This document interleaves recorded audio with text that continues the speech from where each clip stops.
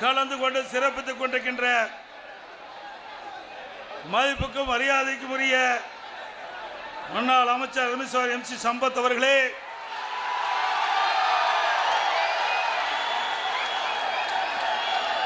முன்னாள் MLA மாவட்ட செயலாளர் அருமைசார் சொரத்தூர் ராஜேந்திரன் அவர்களே, மாவட்ட செயலாளர் MLA அருமைசார் அருண்மொழி தேவன் அவர்களே, மாவட்ட செயலாளர் MLA அருமைசார் KA பாண்டியன் அவர்களே,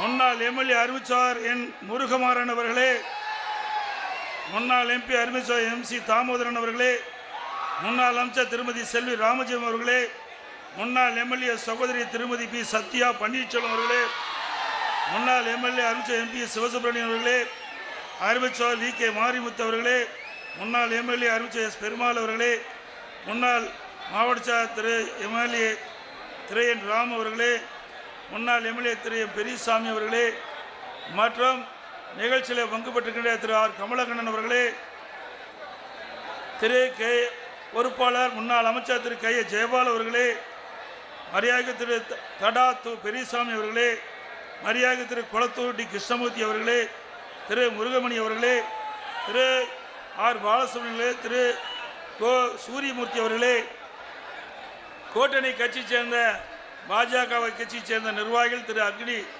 கிருஷ்ணமூர்த்தி அவர்களே, முன்னாள் MLA திரு தமிழழகன் அவர்களே, பாட்டாளி மக்கள் கட்சி சேர்ந்த மாவட்ட கழக செயலாளர் திரு சன் முத்துகிருஷ்ணன் அவர்களே, திரு ரவிச்சந்திரன் அவர்களே, திரு செல்வ மகேஷ் அவர்களே, திரு J கார்த்திகேயன் அவர்களே, அம்மா மக்கள் முன்னேற்ற கழகத்தை சேர்ந்த மாவட்ட செயலாளர் திரு ஆடிட்டர் கிருஷ்ணமூர்த்தி சுந்தரமூர்த்தி அவர்களே, திரு R மோகன் அவர்களே, திரு அக்ரி முருகன் அவர்களே, திரு சக்திவேல் அவர்களே, தமாக மாவட்ட செயலாளர் திரு R ஞானச்சந்திரன் அவர்களே, திரு PR ராமலிங்கம் அவர்களே, திரு ரஜினிகாந்த் அவர்களே, முன்னாள் MLA திரு S ஜெயந்திரன் அவர்களே, புரட்சி பாரத கட்சியை சேர்ந்த மாவட்ட செயலாளர் திரு RG முகேஷ் மூர்த்தி அவர்களே, திரு TS விக்கித்துறை அவர்களே, திரு N சங்கரலிங்கம் அவர்களே, திரு R ஸ்டாலின் அவர்களே, திரு ராஜமூர்த்தி அவர்களே, திரு பழனிவேல் அவர்களே, திரு பூவை பாண்டியன் அவர்களே, திரு வடிவேல் அவர்களே, திரு ரோஷன் அவர்களே, மற்றும் நம் கூட்டணியில் அங்கம் வைக்கின்ற கட்சி பல கட்சிகள் அங்கே இருக்குது. தமிழ் மாநில காங்கிரஸ், இந்திய ஜனநாயக கட்சி, புதிய நீதி கட்சி, தமிழக மக்கள் முன்னேற்ற கழகம் மற்றும் நம்முடைய அனைத்து இந்திய அண்ணா திராவிட முன்னேற்ற கழக தலைமையில் அமைக்கப்பட்ட தேசிய ஜனநாயக கூட்டணியில் அங்கம் வைக்கின்ற கூட்டணி கட்சி சேர்ந்த தலைவர்களே, நிர்வாகிகளே, வாரியிருந்து சிறப்பித்துக் கொண்டிருக்கின்ற அனைத்து இந்திய அண்ணா திராவிட முன்னேற்ற கழகத்திலே பல்வேறு பொறுப்புகளை வைக்கின்ற நிர்வாகிகளே, கழக உடன்பிறப்புகளே, கூட்டணி கட்சி சேர்ந்த தலைவர்களே, நிர்வாகிகளே, தொண்டர்களே, பெரியவர்களே, தாய்மார்களே, விவசாய பெருடி மக்களே, விவசாய தொழிலாளிகளே, தொழிலாளர் நண்பர்களே, பெரியவர்களே, தாய்மார்களே, வாக்காளர் மக்களே, மகளைச் சேர்ந்த சகோதரர்களே, இளைஞர் பட்டாளங்களே, மேடையில் வீட்டுக்கின்ற முக்கிய பிரமுகர்களே, அத்தனை பேருக்கும் என்னுடைய முதற்க நன்றி கலந்த வணக்கம். இன்றைக்கு உங்களையெல்லாம் பார்ப்பதிலே பெரும் மகிழ்ச்சி. ஏன்னா இந்த கடலூர் மாவட்டம் வேளாண் பெருமக்கள் நிறைந்த மாவட்டம், விவசாயி நிறைந்த மாவட்டம், விவசாயி தொழிலாளி நிறைந்த மாவட்டம். நான் ஒரு விவசாயி என்ற முறையில் உங்களை எல்லாம் பார்க்கின்ற போது மட்டற்ற மகிழ்ச்சி, எல்லையில்லா மகிழ்ச்சி. இந்த நான் நெய்வேலியில் ஊருக்குள் பூந்த உடனே மக்கள் வெள்ளத்தில் நீந்தி உங்களை வந்து சந்திச்சிருக்கிறேன். இந்த நெய்வேலி பூமியை அதிர்கின்ற அளவிற்கு மக்கள் வெள்ளம். இங்கே குழுமைக்கின்ற மக்கள் ஆரவாரம், எழுச்சி, உங்களுடைய முகத்தில் இருக்கின்ற பிரகாசம். வருகின்ற சட்டமன்ற தேர்தலிலே அதிமுக மற்றும் கூட்டணி வேட்பாளர் வெற்றி பெறுவார்கள், 100% வெற்றி பெறுவார்கள். கிராமத்தில் சொல்லுவாங்க, விளையும் பயிர் முளையிலே தெரியும் சொல்லுவாங்க. வெற்றியினுடைய ரகசியம் இப்பொழுதே தெரிகிறது.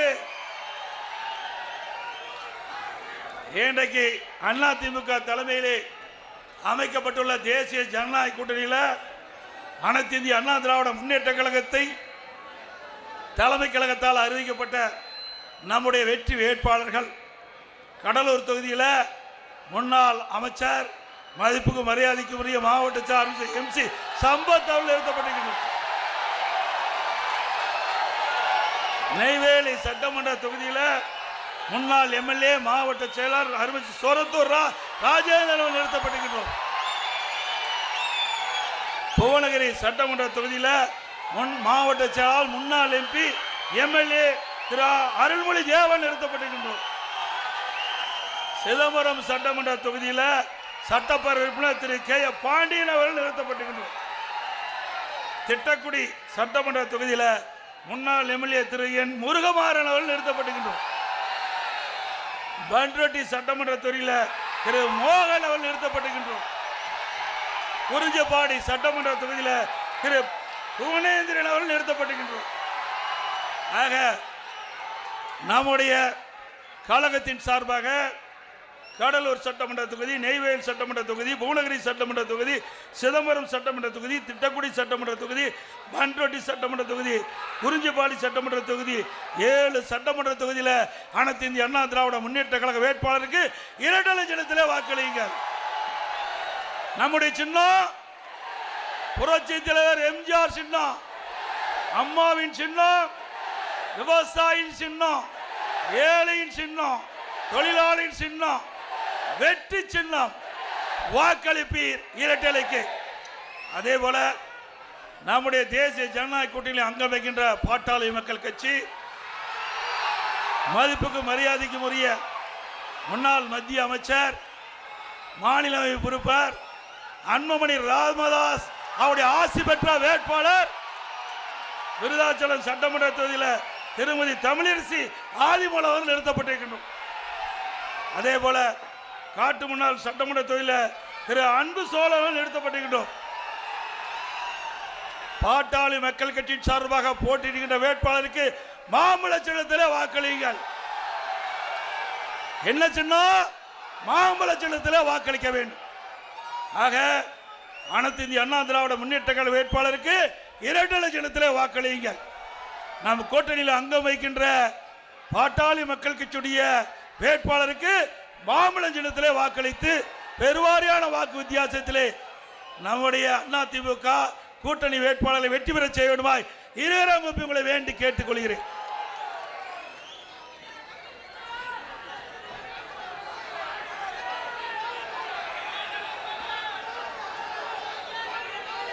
இன்றைய தினம் கோருங்க தம்பி, இன்றைய தினம் ஸ்டாலின் ஏதோ பேசுறாரு, புலம்பி தள்ளுறாரு. தூக்கம் போயிட்டு, ஸ்டாலினுக்கு தூக்கம் போயாச்சு. மக்களுடைய செல்வாக்கு இழந்துட்டாரு. என்ன பேசுவது என்றே தெரியாமல் உளறிக் கொண்டிருக்கின்ற நிலையை நாம் பார்க்கிறோம். உண்மைதானே? இன்றைய தினம் ஸ்டாலின் அவர்கள்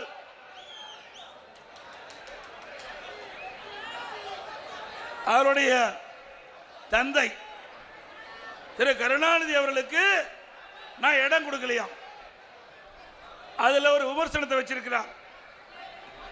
ஸ்டாலின் அவர்களே, பெருந்தலைவர் காமராஜர் அவர்கள் அனைத்து கட்சி தரப்பாலும் அனைத்து தரப்பிலும் பாராட்ட பெற்றவர் காமராஜர். கட்சி பாகுபாடு இல்லாம பாராட்டுறோம்.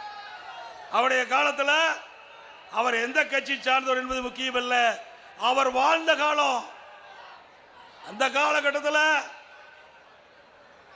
அவர் கிராமத்தில் இருந்து நகர வரை மக்களுக்கு செய்த சேவை இன்றைக்கு நிலைத்து இருக்குது. அப்படிப்பட்டவர் மறைந்தார். அந்த கட்சியை சேர்ந்தவர்கள் மரியாதைக்குரிய அண்ணன்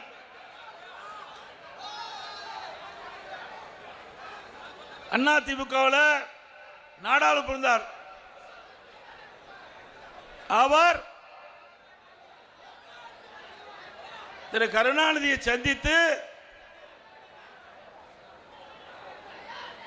காமராஜ் அவர்களுக்கு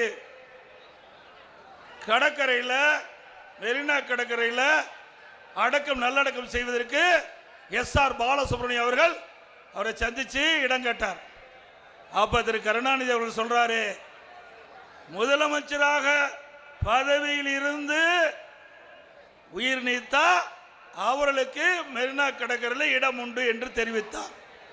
பிறகு திருமதி ஜானகி அம்மாள் அவர்கள் பொன்மனச்செம்மல் புரட்சி தலைவர் எம்ஜிஆருடைய மனைவி, அவர் தமிழகத்துடைய முதலமைச்சராக இருந்து பிறகு அவர் இறந்தார். அதிமுக சார்பாக அவரை திரு கருணாநிதி முதலமைச்சர் காலத்திலே அவரை நாடி பொன்மனச்செம்மல் புரட்சி தலைவர் எம்ஜிஆர் நல்லடக்கம் செய்த இடத்திற்கு அருகில் திருமதி ஜானகி அம்மாள் அவர்களை அடக்கம் செய்வதற்கு நீங்கள் அனுமதி வேண்டும் என்று கேட்டதற்கு திரு கருணாநிதி அவர்கள் அமைச்சரவை கூட்டத்தில்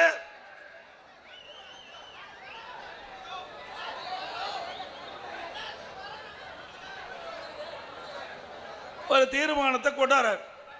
அதுல திருமதி ஜானகி அம்மாள் அவர்களுக்கு சொந்தமாக ராமாவரம் தோட்டத்திலே இடம் இருக்கின்றது, அங்கே அவர் நல்லடக்கம் செய்யலாம், அவருக்கு இறுதி மரியாதை காவல்துறை அளிக்கும் என்று குறிப்பிட்டார். அப்படி இருக்கின்ற பொழுது திரு கருணாநிதி அவர்கள் முன்னாள் முதலமைச்சர், அவர் மற்ற தலைவர்கள் முதலமைச்சர் இருந்து முன்னாள் முதலமைச்சர் இருந்து இருந்த பொழுது என்ன திரு கருணாநிதி சொன்னாரோ அதுதானே பொருந்தும், அதானே பொருந்தும். இவருக்கு ஒரு நியாயம் மற்றவருக்கு நியாயமா? திரு கருணாநிதி அவர்கள் என்ன கடைபிடித்தாரோ அதைத்தான் நான் செயல்படுத்தினேன். திரு கருணாநிதி முதலமைச்சராக இருந்து இருக்கல, சட்டமன்ற உறுப்பினராக இருந்தார். ஆகவே அவர் முதலமைச்சர் இருக்கிற காலத்தில் என்ன முடிவு செய்தாரோ அந்த முடிவை நான் முதலமைச்சர் இருந்து அதை தொடர்ந்தேன். ஆனாலும் அவர் முன்னாள் முதலமைச்சர் என்ற அடிப்படையில் இந்தியில 2 ஏக்கர் நிலம் கொடுத்தோம். 2 ஏக்கர் நிலம் அண்ணா பல்கலைக்கழகத்துக்கு எதிராக 2 ஏக்கர் நிலம் கொடுத்தோம். 2 ஏக்கர் நிலம் 200 கோடி போறோம். அந்த நிலத்தில் நல்லடக்கம் செய்து கொடுத்தோம். அதுக்கு முந்தி மாண்புமிகு அம்மா அவர்கள் மறைந்த பிறகு பொன்மனச்செம்மல் புரட்சி தலைவர் எம்ஜிஆர் நல்லடக்கம் செய்த அந்த பகுதியிலேயே ஒரு இடத்தை தேர்வு செய்து அங்கே அம்மாவை நல்லடக்கம் செஞ்சோம். அதை எடுத்து சில பேர் வழக்கு போட்டாங்க. சிந்திச்சு பாருங்க, வழக்கு இருக்கும்போது நாங்கள் எப்படி கொடுக்க முடியும்? நீதிமன்றத்தில் வழக்கு இருக்குது, வழக்கு முடிய வரைக்கும் அதுக்கு அனுமதி கொடுக்க முடியும். அதையும் நான் தெரிவித்தேன். ஆக நிலம் கொடுக்காம மெரினா கடற்கரையில் திரு கருணாநிதி அடக்கம் செய்வதற்கு நாங்கள் சட்ட ரீதியாக அனுமதி கொடுக்க முடியாத நிலையில் திரு ஸ்டாலின் இப்பொழுது பேசுகிறார். என்னுடைய தந்தைக்கு எடப்பாடி பழனிசாமி அவர்கள் மெரினா கடற்கரையிலே நல்லடக்கம் செய்ய அனுமதி கொடுக்கவில்லை என்று சொன்னால் இது நியாயமா? திரு கருணாநிதி அவர்கள் தமிழகத்துடைய முதலமைச்சர் இருக்கின்ற பொழுது அன்றைய முதலமைச்சர் திரு காமராஜ் அவர்களுக்கும் மறைந்த முன்னாள் முதலமைச்சர் திரு காமராஜ் அவர்களுக்கும் மறைந்த முன்னாள் முதலமைச்சர் திருமதி ஜானகி அம்மாள் அவர்களுக்கும் இன்னைக்கு மெரினா கடற்கரையில் இடம் கொடுக்கவில்லை. உங்களுடைய அப்பா என்ன முடிவு எடுத்தாரோ அந்த முடிவு தான் செயல்படுத்தல, வேற ஒண்ணும் இல்லை. அதே போல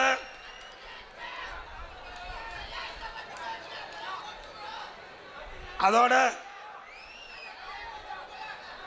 ஒரு வீடியோ ஒன்று ஒரு ஆடியோ ஒன்று வந்தது. உங்களுக்கு எல்லாத்துக்கும் தெரியும், எல்லாம் செல்போன் வச்சிருக்கிறீங்க. வலைதளத்தில் ஒரு வைரலா பரவிச்சு. அதுல முன்னாள் மத்திய அமைச்சர் நாடாளுமன்ற உறுப்பினர் திரு ஆர் ராசா அவர்கள் ஒரு கருத்தை சொன்னதாக செய்தி, பரவலான செய்தி. அதுல முக்கியமா இன்றைக்கு சொல்லுவது கலைஞர் டிவிக்கு பணம் சென்றது என்று அவர் ஒரு செய்தி சொல்றார். பிறகு சமூக நீதி பேசும் திமுக சாதி பாகுபாடு இருப்பதை அப்பட்டமா இருப்பதா சொல்றார். மற்றும் திரு கருணாநிதி அவர்கள் உடல்நலம் கொண்டு இருக்கின்ற பொழுது அவரை வீட்டு சிறையில் வைத்ததாக குறிப்பிடுகிறார். இதைத்தான் நான் சொன்னேன். அவரை கண்டிக்க முடியல, திரு ஆர் ராசா அவர்களை கண்டிக்க முடியல. திரு ஆர் ராசா திமுக கட்சியுடைய துணை பொதுச் செயலாளர், முன்னாள் மத்திய அமைச்சர், இன்னைக்கு நாடாளுமன்ற இருக்கிறார். அவர் இன்னைக்கு வலைதளத்தில் வந்த செய்தி அவர் ஆடியோவில் பேசுகிற செய்தி தமிழகம் முழுவதும் இந்தியா முழுவதும் வைரலாக பரவி பேசு பொருள் ஆயிட்டுது. அதைத்தாங்க நான் சொன்னேன். அவர் மீது கோவப்படுறதுக்கு போல என் மீது கோவப்பட்டு என்ன பிரயோஜனம்? ஆக இவர் பேச பேச இதில் உண்மை இருப்பதாக தெரியுது. திரு ராசா அவர்களை கண்டிச்சா இன்னும் பல ஆடியோ வெளியிட்டுருவார். அதனால அவரை கண்டிக்க முடியல. என் மீது கோவப்பட்டு நச்சு வார்த்தைகளை நஞ்சு கக்கி கொண்டிருக்கிறார். நியாயமா?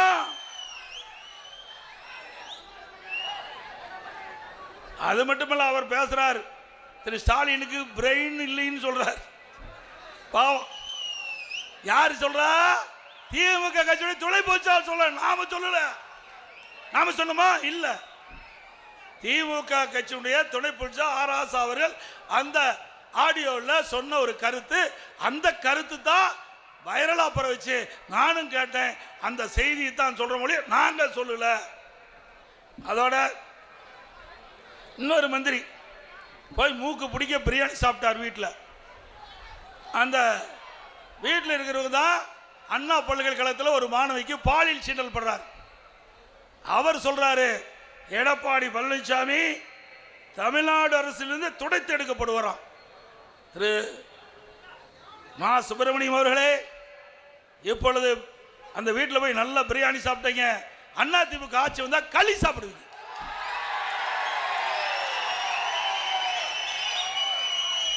நாடே கேள்வி கேட்டிருக்குது. யார் அந்த அந்த சார் அடையாளம் காட்டப்படுவார். அண்ணா திமுக ஆட்சி மலர்ந்தவுடனே சட்ட நீதியாக நடவடிக்கை எடுக்கப்படும். எடுப்போம்ல. அப்புறம் அறிவுஜீவி திரு ஸ்டாலின் பேசுறார். அவர் என்ன சொல்றாரு? இபிஎஸ் பேசுற பொய்ய ஒரு புத்தகமா வெளியிடலாமா? உனக்கு என்ன தெரிய போகுது? எழுதி கொடுத்த படிச்சுட்டு இருக்கிற, வேற என்ன உங்களுக்கு தெரிய போகுது? திரு ஸ்டாலின் அவர்களே, உங்க அப்பாவோ திரு ஸ்டாலின் அவர்களும் திரு உதயநிதி அவர்களும் சொல்லுகின்ற பொய்ய பெரிய புத்தகமா வெளியிடலாம். உண்மைதானே? தினந்தோறும் 5 ஆண்டு காலம் அப்படியே டிப் டாப்பா கோட் சூட் போட்டு வந்து பத்திரிகைக்கும் நம்முடைய தொலைக்காட்சிக்கும் அப்படியே முன்னாடி வந்து நின்று போட்டோ ஷூட், அதை படம் எடுத்து நம்முடைய தொலைக்காட்சி ஒளிபரப்பு செய்வாங்க, பத்திரிகையில் வரும். போட்டோ ஷூட்டு தானே இந்த 5 ஆண்டு காலமா உங்களுடைய ஆட்சியில் பார்க்க முடிஞ்சது. இந்த மக்களுக்கு என்ன ஏதாவது செஞ்சிருக்காங்களா? கடலூர் மாவட்டத்தில் ஏதாவது வந்திருக்குதா திட்டம்? அதோட இன்னொன்னு சொல்றார், 8000 கூப்பன் கொடுக்குறாளாம். நீ ஒரு திட்டத்தை அறிவிச்சா உங்க குடும்பத்துக்கு நன்மை கிடைக்க வேண்டும் என்ற திட்டத்தை அறிவிப்ப. நாம அண்ணா திமுக ஆட்சிக்கு வந்தா குடும்ப அட்டையில் இருக்கின்ற அந்த குடும்ப தலைவருடைய பெயர்ல வங்கியில 10,000 உதவித்தொகை வழங்கப்படும் அறிவிச்சோம்.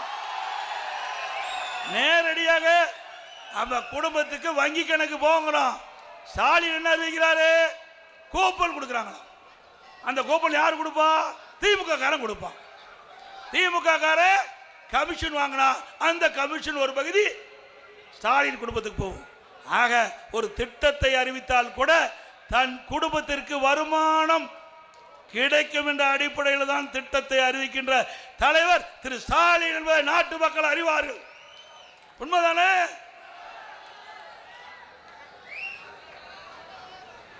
இன்றைக்கு 8000 ரூபாய் அவர் ஆட்சிக்கு வர போறதில்ல, கொடுக்க போறதில்ல, அது ஒரு விஷயம்.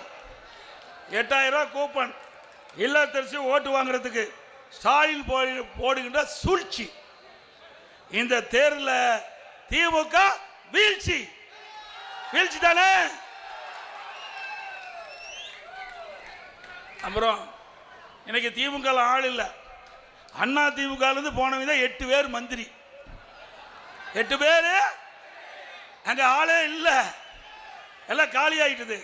இப்பொழுது நடைபெற்ற சட்டமன்ற பொதுத் தேர்தலில் அண்ணா திமுக நீக்கப்பட்டவர்கள் செல்லாத ஓட்டு 19 பேர் எம்எல்ஏ போய் நிற்கிறாங்க.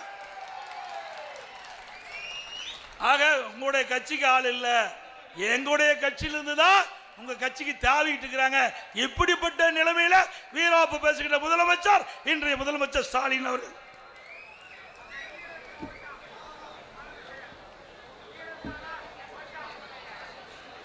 அதோட துரோகம் சொல்றாங்க. துரோகம் யார் செஞ்சது? மீனவர்களுக்கு துரோகம் செஞ்சது திரு கருணாநிதி அவர்கள். கச்சத்தீவை தாரை வார்த்தது மத்தியில் இருக்கிற காங்கிரஸ் ஆட்சி. அப்ப திமுக ஆட்சிக்கு இருக்குது. 2 பேர் சேர்ந்துதான் மீனவர்களுக்கு துரோகம் செய்தது திமுக திரு கருணாநிதி அவர்கள். காவிரி நதிநீர் பிரச்சனை, இந்த பகுதி அந்த தண்ணீர் பாயுது, அதுக்கு துரோகம் விளைவித்தது திரு கருணாநிதி.